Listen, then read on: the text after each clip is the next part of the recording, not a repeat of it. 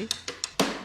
Vamos a orar. Padre, te damos gracias por este día, te alabamos porque tu nombre es tan grande, Señor, que pensar que esa letra dice el Hijo de María, cuando tú eres el Rey del universo, pero en tu humanidad, cuando te decidiste encarnar, usaste un instrumento pecador como era ella, porque tu palabra dice que la gracia de Dios la invistió y nació un hijo, un ser santo, la cual ella llama su Redentor.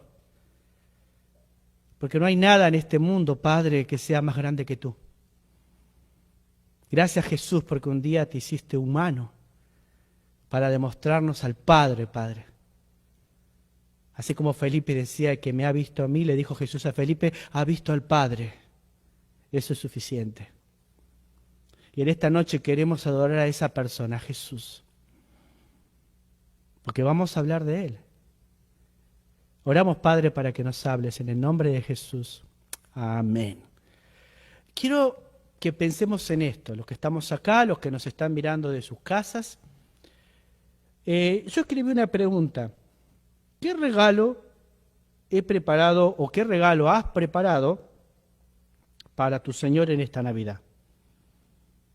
¿Qué regalo he preparado para mi Señor en esta Navidad? ¿Alguna vez pensaste en, cuando la Navidad se acerca, que vos podrías traer un presente para el Señor? Estamos acostumbrados a dar regalos a nuestros amigos, familiares, vecinos. Con mi esposa está hace una semana y media en Amazon todo el tiempo, buscando qué regalo le va a caer bien a su sobrina, y hablando entre los dos a nuestros sobrinos, a mis familiares en Argentina. Y la otra noche le digo, si la Navidad se trata de Cristo, ¿por qué estamos tan preocupados en nosotros y no en el que cumple años? Es verdad que Jesús no nació el 25 de diciembre. No, eso es algo, nadie sabe el día que nació Jesús. Solamente sabemos que nació. Pero vamos, festejamos aún sabiendo eso, porque Él nació. Festejamos su nacimiento. ¿Sí? Porque se cumplen todas las profecías ahí. Y si tuvieses que presentar un regalo al Todopoderoso, ¿qué le darías? Porque estamos acostumbrados a darle gracias por lo que nos da. Pero no vamos a Dios a darle gracias por lo que Él hizo, o por qué vino, o cuál fue el propósito de que el eterno Dios se hace humano en ese pesebre que nace en el tiempo de los hombres, donde cobra sentido la humanidad y comienza el año 1. Antes la humanidad no tenía sentido. Se empieza a escribir antes de Cristo, después de Cristo. Pero has pensado, y quiero que quizás en esta noche podamos pensar, ¿qué presente le puedo llevar a mi Señor? Ahora, ¿por qué es importante pensar que la Navidad es un tiempo para adorar a Jesucristo, no tanto a nosotros? Ahora, pará, no quiero que pienses que yo estoy en contra de dar regalo a los familiares. Yo le compro. Bueno, yo no tanto, mi esposa. Ella pone mi, ¿qué compramos? Y bueno, elegí vos, yo te apoyo, le digo. Tipo de hombre, ¿no? Así mi esposa me dice, pero no, si vos crees que está bien, yo te apoyo. Pero sí, me gusta dar regalos. Me gusta decorar mi casa. Algunos me dicen, ¿cómo vas a decorar tu casa? No sé, hay debates que no es para este momento, pero cuando abrís la Biblia te das cuenta que hay muchas cosas que la gente dice que no se hace, que no está mal hacerla, no pecás, no te vas a ir al infierno por eso. Y yo mi casa la tengo llena de luces. Toda la cuadra sabe que ahí se cree en Jesús. Hasta tengo un par de muñecos levantados. Pero eso no es la Navidad. La Navidad es adorar a Jesús. Jesús es el centro de la Navidad. Él debe ser el centro de la Navidad. ¿Sí? Bueno, alguno dice, che, pero Miguel está en contra. No es que estoy en contra. No hay yo en la Biblia que me diga eso, no. ¿Viste? A veces le hacemos decir algo que la Biblia no dice, para muchas cosas. Ahora, fíjate lo que dice Filipenses capítulo, ¿por qué hay que festejarle al Todopoderoso? Filipenses capítulo 2, ¿se me acompañás? Filipenses capítulo 2, versículo 7. sino, hablando de Jesús Pablo, sino que se despojó a sí mismo, tomando forma de siervo, hecho semejante a los hombres, y estando en la condición de hombre, se humilló a sí mismo, haciéndose obediente hasta la muerte y muerte de cruz. ¿Ves? Y todos se tienen que arrodillar ante aquel que pagó el precio de nuestros pecados. Pero aquel que es redimido, que entiende el propósito de la Navidad, qué regalo, qué significa ese nacimiento, esa persona transforma su vida de una manera radical, porque vive en gratitud a un obsequio que no merecía. Por eso la Biblia dice, mas la dádiva de Dios es vida eterna ¿en quién? En Cristo Jesús. Punto. Fin de la cita. No dice más nada. Y esto, y esto, y esto. No, no, no. Dice, más dádiva significa regalo. Más el regalo de Dios es vida. ¿Qué vida? Abundante. Vida eterna en Cristo Jesús. Si hubiese otro camino para llegar al cielo, Dios no hubiese enviado a su Hijo a morir. Pero Jesús vino a pagar el precio de lo que para nosotros como seres humanos era imposible. Toma forma de hombre, pero sin pecado, sin naturaleza pecaminosa. El santo Hijo de Dios. Ahora en la Biblia podemos encontrar una historia, si me acompañas a Mateo, y vamos a Mateo capítulo 2, sí, Mateo capítulo 2, versículo 1 en adelante, vamos a encontrar una historia hermosa de unos magos que trajeron un presente al Señor. Trajeron un regalo a Dios. Y vamos a ver qué simbolizan cada uno de esos regalos. Porque esta noche yo quiero que vos puedas ofrecer algo al Señor. Todos tenemos algo que ofrecer. Y no estoy hablando de tu plata, ¿eh? No estoy hablando de tu diezmo. No estoy hablando de que me entregues, no sé, algo a cambio de. La Biblia grita desde las Escrituras, de la profundidad del corazón de Dios. Hijo mío, dame tu corazón. Y quizás lo que hoy puedas ofrecer al Señor es más que un regalo sencillo o una gratitud por algo que Él hizo, sino es la gracia de vivir la vida conforme al sacrificio que hizo Dios para salvarte a ti. Y fíjate esta historia, y vamos a ver a los magos del Oriente que traen un presente, un obsequio, un regalo a ese niño que nacía. ¿Me acompañás? Mateo capítulo 2, versículo 1. Y dice así, vamos a leer hasta el 16. Cuando Jesús nació en Belén de Judea, en días del rey Herodes, vinieron del Oriente a Jerusalén unos magos, ¿ok? Versículo 2. Versículo 2, diciendo, ¿dónde está el rey de los judíos que ha nacido? Porque su estrella hemos visto en el Oriente y venimos a adorarle. Una vez más, versículo 2, a ver, sígame lo voy a leer bien clarito para que me puedan seguir, ¿sí? Versículo 2, diciendo los magos, llega a Jerusalén donde nació el rey, dice, ¿dónde está el rey de los judíos que ha nacido? Porque su estrella hemos visto en el Oriente y vinimos a adorarle. Esto que ellos van a decir cuando llegan a Jerusalén va a crear cierto ¿cómo se dice? Descontento en los que gobernaban en aquel tiempo. Y aún en la misma población. Versículo 3. Oyendo esto el rey Herodes se turbó y toda Jerusalén con él. Y convocados todos los principales sacerdotes y los escribas del pueblo, les preguntó, ¿dónde había de nacer el Cristo? Ellos le dijeron, en Belén de Judea, porque así está escrito por el profeta. Y tú, Belén de la tierra de Judá, no eres la más pequeña entre los príncipes de Judá, porque de ti saldrá un guiador que apacentará a mi pueblo Israel. Entonces Herodes, llamando en secreto a los magos, indagó de ellos diligentemente el tiempo de la aparición de la estrella. Y enviándoles a Belén dijo, id allá y averiguad con diligencia acerca del niño. Y cuando la halléis, hacédmelo saber, para que yo también vaya y le adore. Ellos, habiendo oído al rey, se fueron Y aquí la estrella que habían visto en el oriente iba delante de ellos hasta que llegando se detuvo sobre donde estaba el niño. Y al ver la estrella se regocijaron con muy grande gozo. Y al entrar en la casa vieron al niño con su madre María, y postrándose lo adoraron, y abriéndole sus tesoros, le ofrecieron presentes, oro, incienso y mirra. Pero siendo avisados por revelación en sueños que no volviesen a Herodes, regresaron a tierra por otro camino.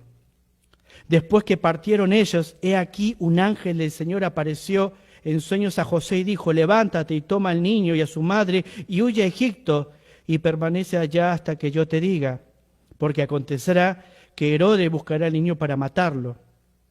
Y él, despertando como de noche al niño y a su madre, se fue a Egipto y estuvo allá hasta la muerte de Herodes, para que se cumpliese lo que dijo el Señor por medio del profeta, cuando dijo: de Egipto llamé a mi hijo.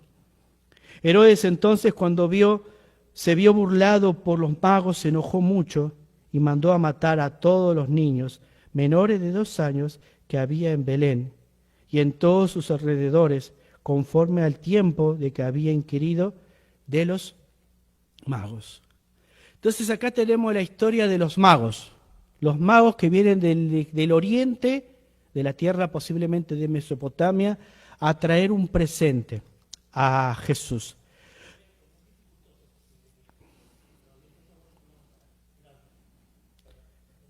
Entonces vamos a mirar ahora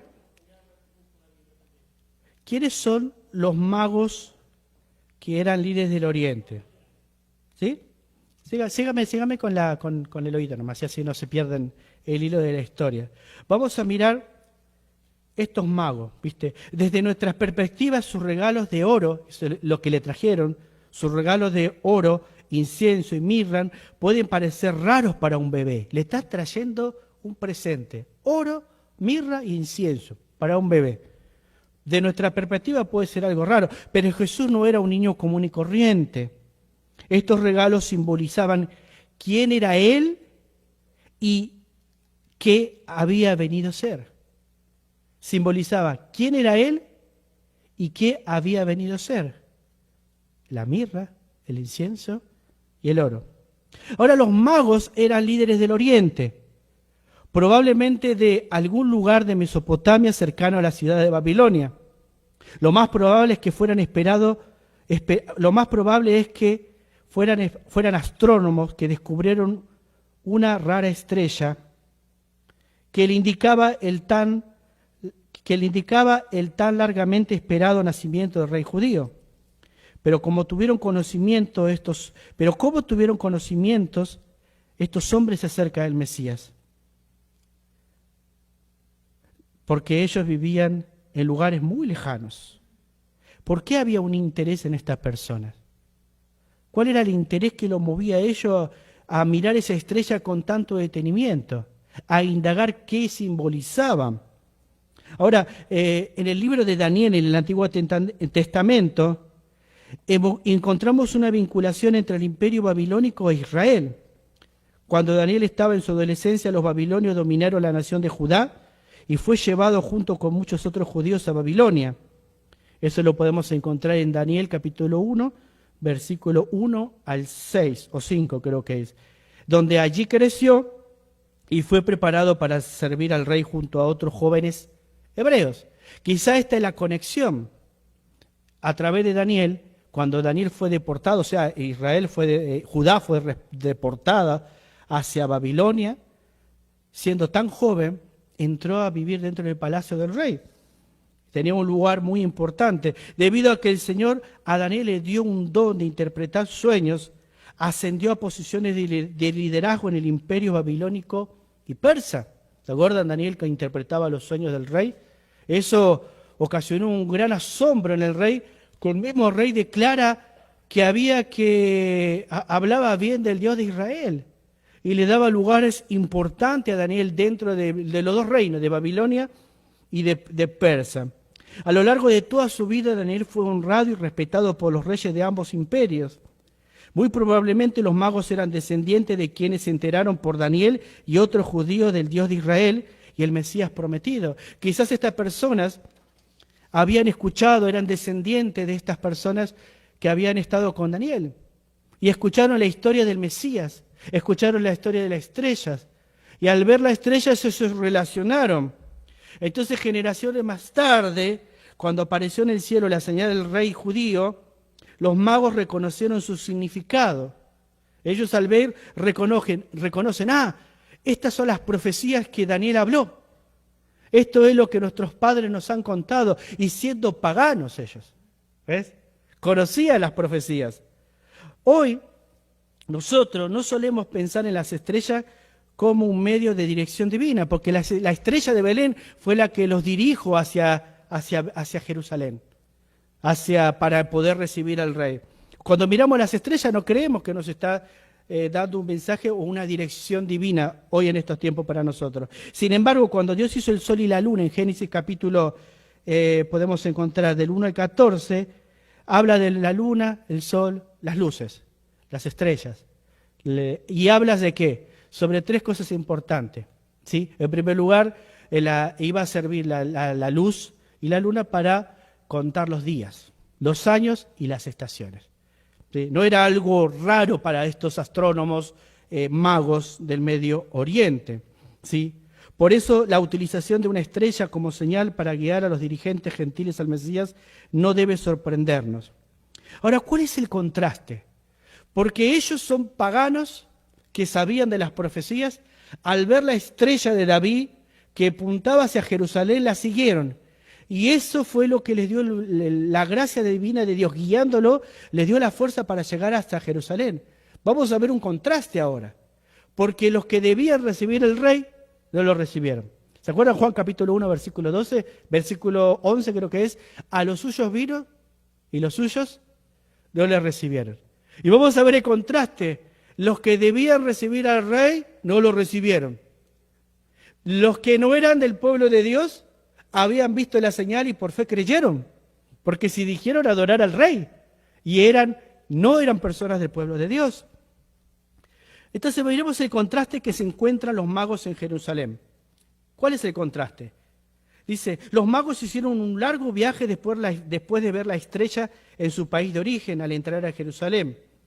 Cuando ellos llegan a Jerusalén, en Mateo capítulo 2 dice esto: ¿dónde está el rey de los judíos?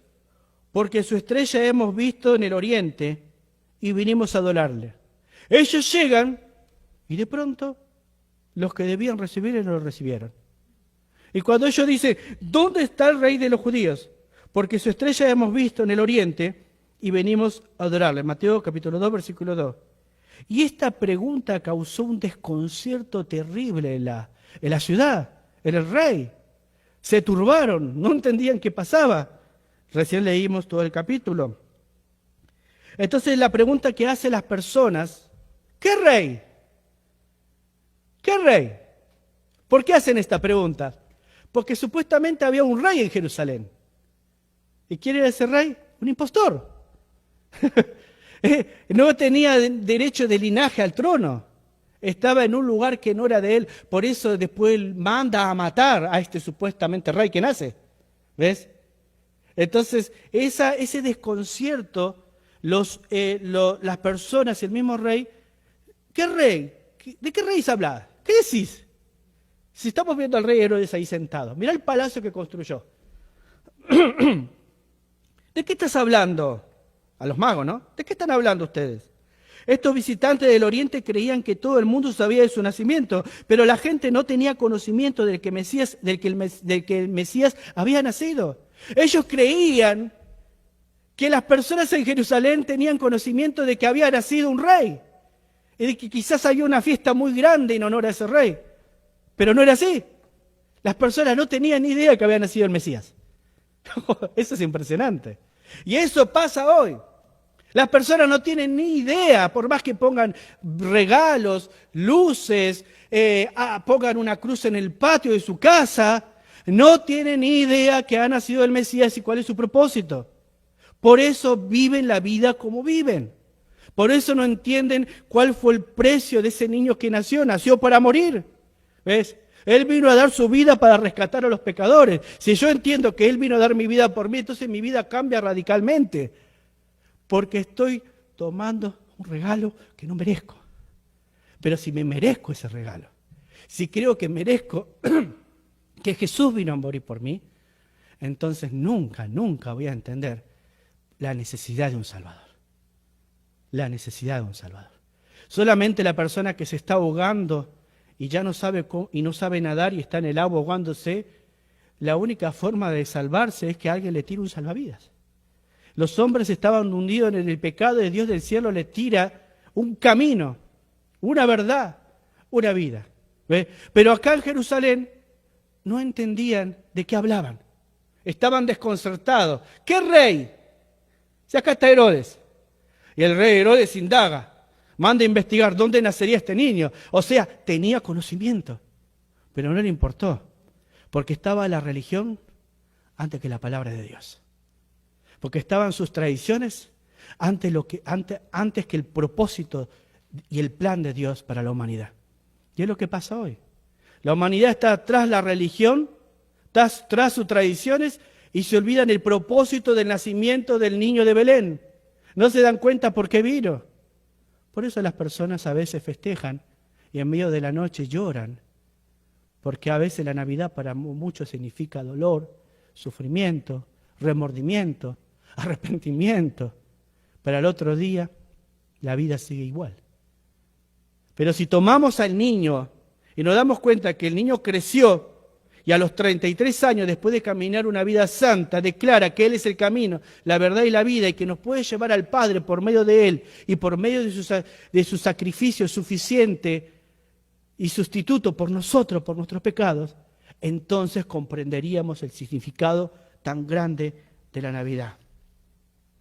En vez de estar llenos de admiración, el pueblo, tanto ellos como el rey Herodes, se inquietaron por este inesperado grupo de viajeros y por su extraño anuncio, versículo 3.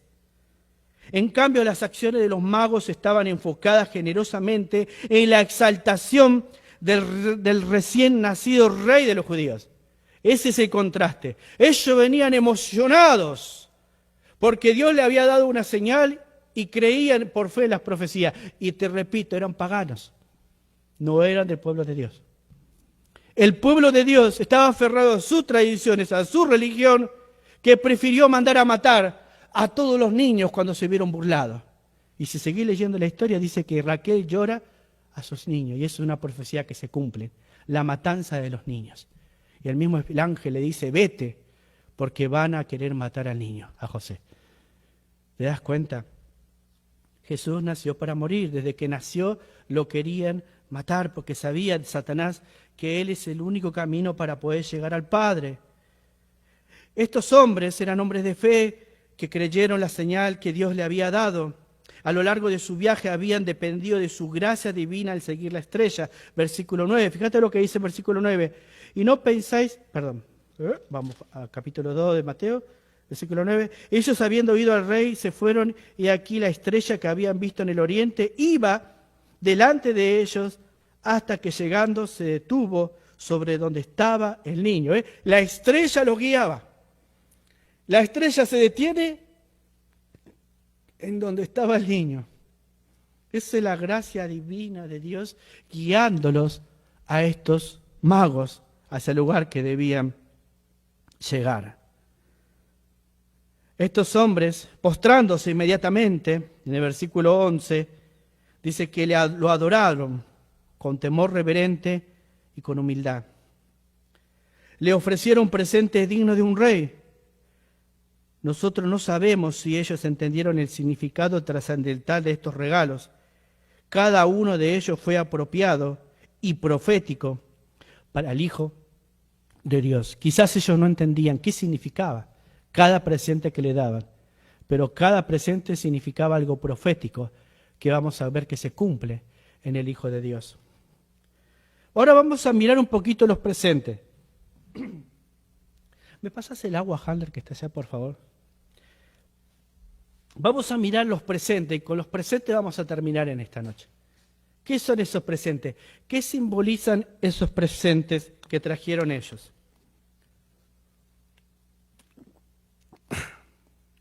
El primer presente que traen es la mirra. La mirra era un perfume costoso que se utilizaba principalmente en los sepelios, ¿sí?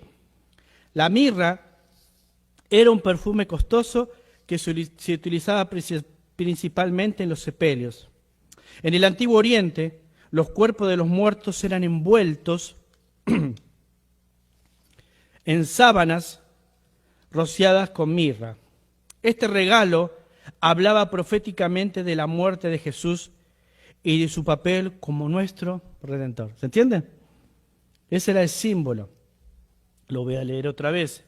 Este regalo hablaba proféticamente de la muerte de Jesús y de su papel como nuestro Redentor. ¿Ve? Ya le dan la mirra. Vas a morir. ¿Viste?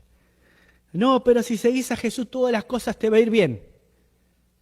Si seguís a Jesús en la vida vas a encontrar soluciones para todos tus problemas. Todo va a cambiar. Viene ¡puf! Una vida de bendiciones a full. Y nos olvidamos que a veces llevar la cruz implica sufrir, implica rechazo, implica dolor. Si el Hijo de Dios desde su nacimiento, o sea, ya lo quisieron matar. ¿Ves? ¿A cuántos pastores hoy en día les están censurando en Facebook y en YouTube solamente porque dice que todos han pecado? Al pastor Juan Valdés de España le han censurado estos días. Al pastor Paul Washer, un americano que habla en inglés y en español, un gran misionero, le han cerrado su canal de YouTube solamente porque dijo que todos son pecadores. O sea, la persecución, ya estamos viviendo la persecución. Dentro de poco van a venir acá y van a controlar lo que voy a decir. Y si yo digo, por cuanto todos pecaron, y vos sos un pecador, y vos sos un pecador, y yo soy un pecador porque la Biblia lo declara así, quizás me sacan la Biblia y me llevan a la cárcel. ¿Pero qué vamos a hacer? ¿Nos vamos a callar? ¿O vamos a decir la verdad? ¿O vamos a transar como hacen las tradiciones, la religión? Negocia la palabra de Dios para seguir subsistiendo. Hay un camino. Y Jesús habla de que la mirra simboliza eso. Habla de su muerte. ¿Ves? Ahora, Él no vino a vivir sino a morir por la humanidad pecadora, entregando su vida para que nosotros pudiéramos ser librados de la separación eterna de Dios.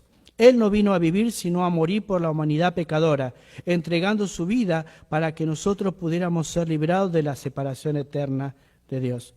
El simbolismo profético se cumplió cuando Nicodemo bajó el cuerpo de Jesús de la cruz y lo envolvió en un lienzo con un compuesto de 100 libras de mirra y de aloe. Vamos ahí, vamos a leer eso que es importante, ahí en el capítulo de San Juan. San Juan capítulo 19. Dice así, mirá, 19, 38 al 40. Después de todo esto, ya después de la muerte de Jesús, después de todo esto, José de Arimatea, que era discípulo de Jesús, pero secretamente por miedo de los judíos, rogó a Pilato que le permitiese llevar el cuerpo de Jesús, y Pilato se lo concedió. Entonces vino y se llevó el cuerpo de Jesús. También Nicodemo, el que antes había visitado a Jesús de noche, vino trayendo compuesto de mirra y de aloes con 100 libras. Tomaron pues el cuerpo de Jesús y lo envolvieron en lienzos con especies aromáticas, según es costumbre sepultar entre los judíos. ¿Ves? Entonces, podemos ver ahí que Jesús vino a morir. Y que ahí en el Evangelio de San Juan nos habla de que esta profecía se cumple. El cuerpo de Él fue cubierto, fue limpiado, envuelto. Y después conocemos la historia, que el Señor Jesús desde adentro corre la roca y resucita al tercer día. Y la roca no se mueve porque Jesús, para que las personas que están afuera, ¿viste?, se asombren o... No, la roca se mueve para que nosotros podamos entrar y ver que Él no está ahí, que Él ha resucitado. Y porque Él vive, nosotros podemos vivir. Y porque Él venció la muerte, nosotros podemos resucitar el día que muramos juntamente con Él. La vida de Jesús nos marca un camino, una verdad y una vida. Y la Biblia dice que no podemos ir a Dios si no es a través del Hijo. ¿Cuál era el segundo presente? El incienso. La mirra habla de su muerte. El incienso, vamos a ver eso. El incienso tenía un papel importante en el culto judío que se hacía en el templo. Cuando los sacerdotes lo rociaban sobre los carbones encendidos del altar de oro, el fragante humo ascendía hacia arriba, simbolizando la ofrenda de sus oraciones. ¿Sí? El incienso apuntaba proféticamente al papel de Cristo como nuestro sumo sacerdote. Ahora esta palabra, sumo sacerdote, en latín, la palabra traducida como sacerdote es pontífice, que significa constructor de puentes, ¿sí? Jesús es el constructor de puentes, es el sumo sacerdote para nosotros. Eso es exactamente lo que Jesús es para nosotros. Jesús es el único mediador entre el hombre pecador y un Dios santo. Acompáñame a 1 Timoteo 2:5 para que vos veas que la Escritura afirma eso. 1 Timoteo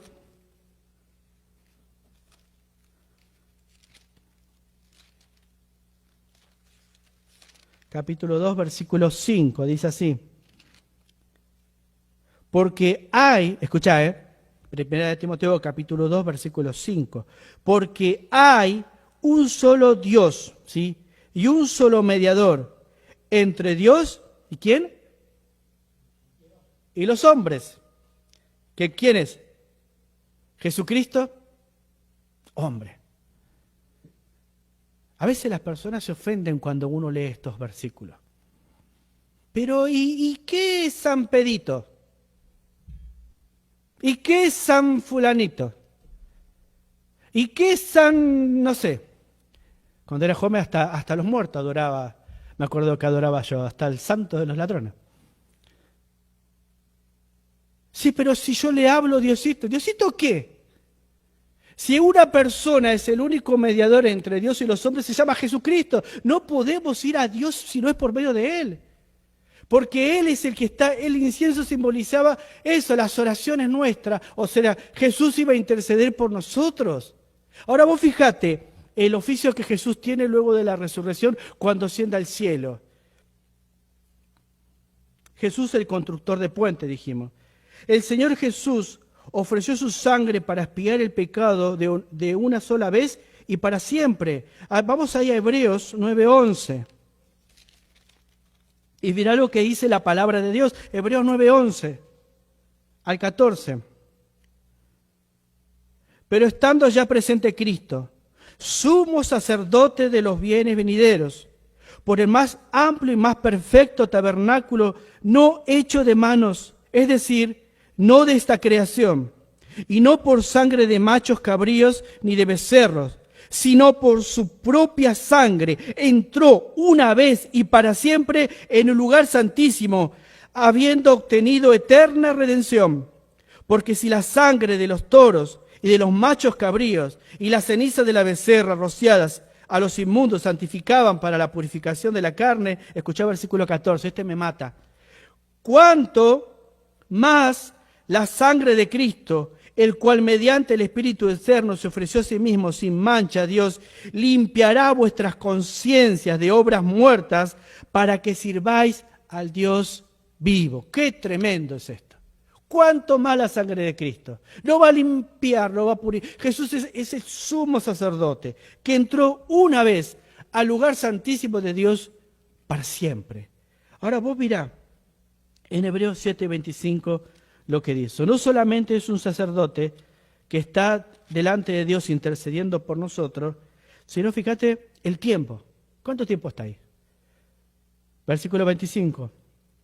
Por lo cual puede también salvar perpetuamente a los que por él se acercan al Dios, viviendo siempre para interceder por ellos. Fíjate lo que dice, una vez más.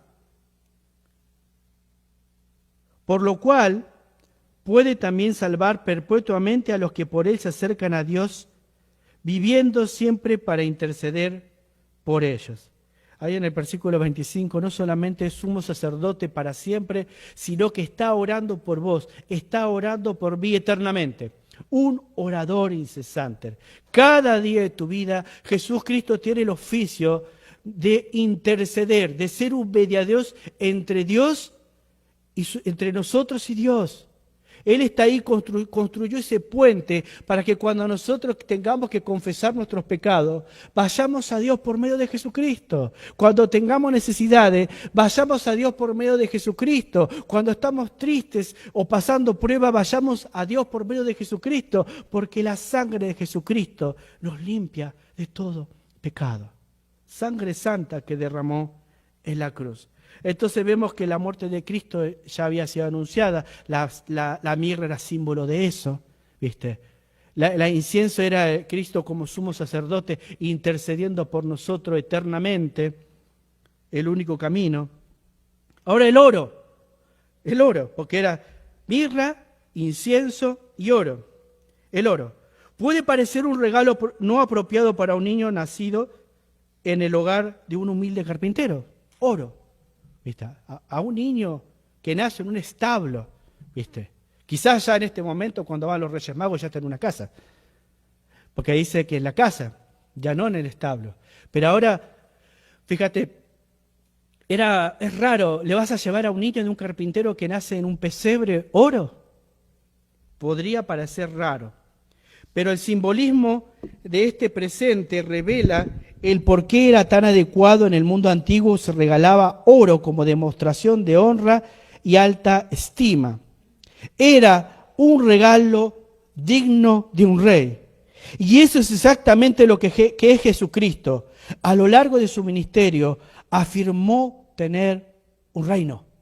¿Recordás la charla con Pilato en Juan 18:37? Pilato le preguntó, cuando lo estaba interrogando, si él era el rey de los judíos. ¿Se acuerdan? La charla esa. ¿Eres tú el rey de los judíos? Cristo, ¿qué responde Cristo? Tú dices que yo soy rey. Para esto he nacido. Y para esto he venido al mundo. Además, aclaró esto.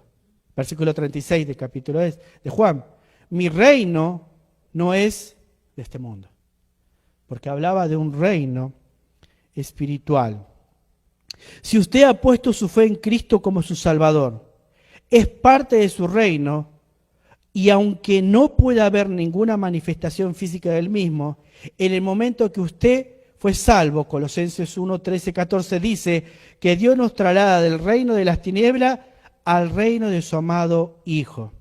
Pero un día, según Apocalipsis 19, capítulo 11 al 16, pero un día este reino espiritual se hará visible cuando Cristo regrese a la tierra para reinar como Rey de Reyes y Señor de Señores. Apocalipsis 19, 11 al 16. ¿Ves? Si nosotros vimos el nacimiento de Cristo, por fe creemos que pasó. Hay testigos que dicen que sucedió. La historia secular afirma que nació. Otras religiones hablan de Jesús también. Quizás no como la cristiana, pero tienen datos sobre eso. O sea que nació un niño. El mundo entero le da sentido a eso. Por eso comienza la vida, o ¿cómo se dice esta palabra?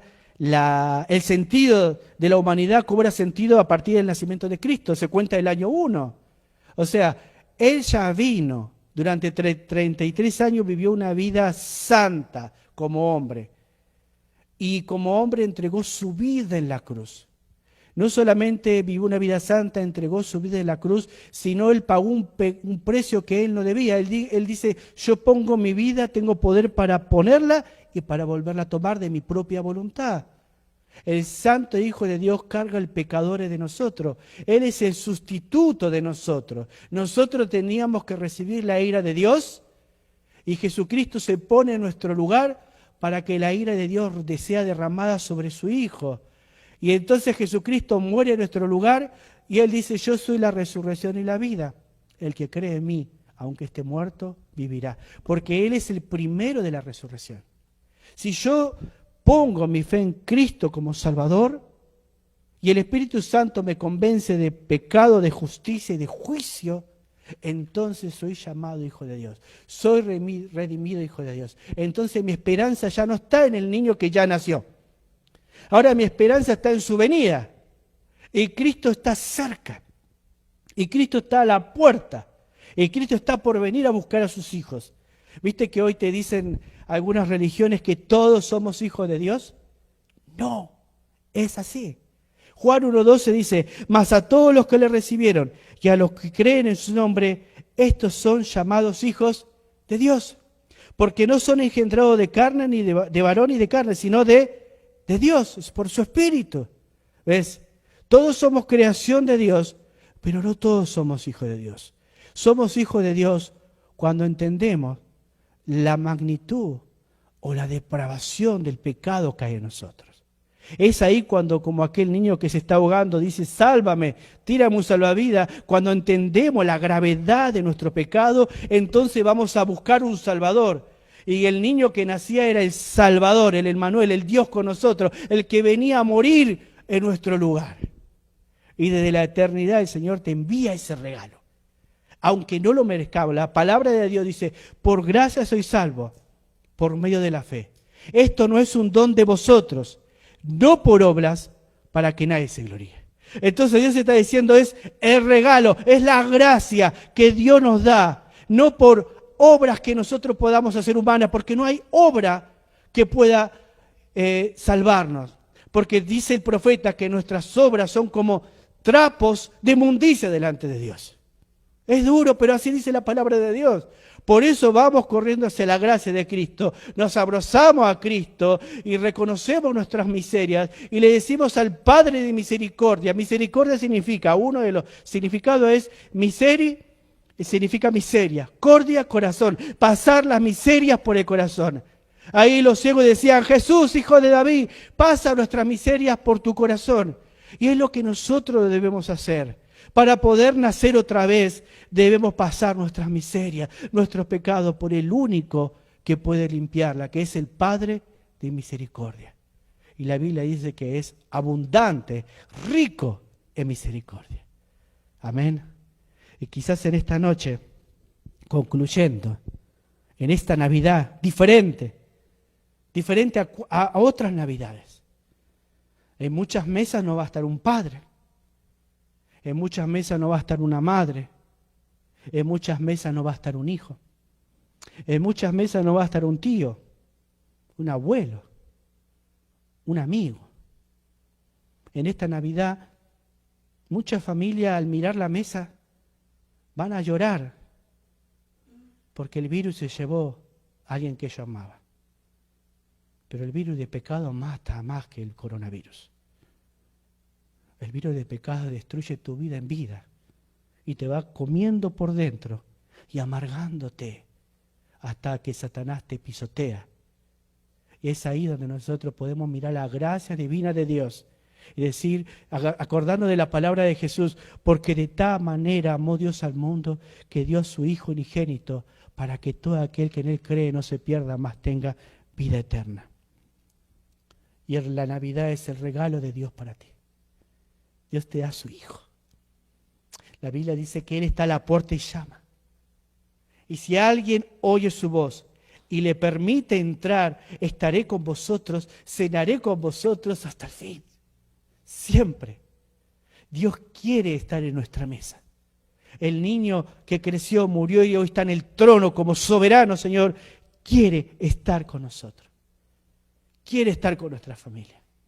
Es hora de que nosotros le digamos al Señor, entra, abro mi corazón, entra Jesús. Bendice mi familia, bendice mis hijos, bendice mis amigos, bendice mi comunidad.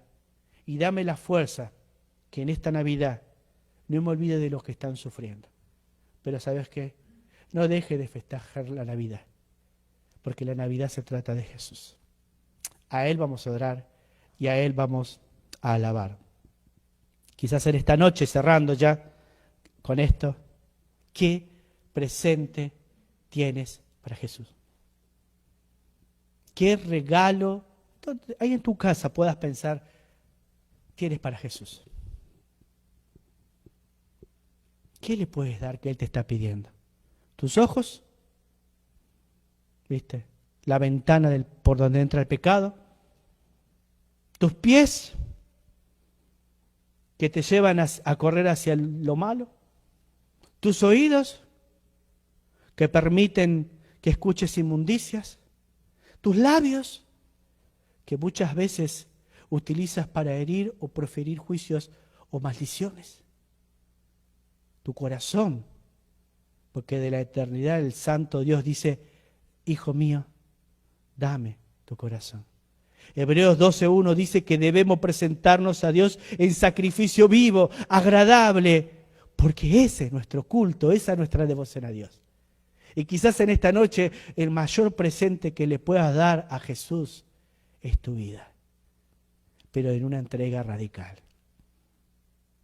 Y quizás en esta noche nosotros los que estamos acá podamos decir, toma mi vida, Jesús. Haz con ella lo que quieras, porque yo no sé para dónde ir. Y vos que me estás mirando de tu casa también, toma mi vida, Jesús. Toma mis decisiones.